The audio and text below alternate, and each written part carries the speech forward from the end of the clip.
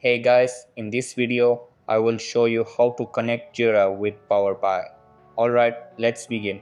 So, the first thing that you want to do is open up your preferred web browser. Over here, you can use any browser like Google Chrome. After that, go to the Jira homepage and sign into your account. Then, on the left hand side, click on Apps. After that, click on Explore More Apps. Then, in the Jira Marketplace, search for Power BI.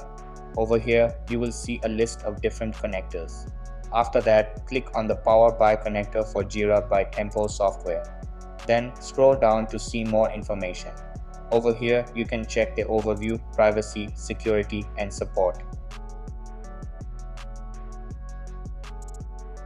Then on the right hand side, click on Try it free. After that, click on Start Free Trial. Then you will see it adding the Power BI connector for Jira. So that's basically how you can connect Jira with Power BI. And that's it for this video. If you found this helpful, consider subscribing and giving this a big thumbs up. Thanks.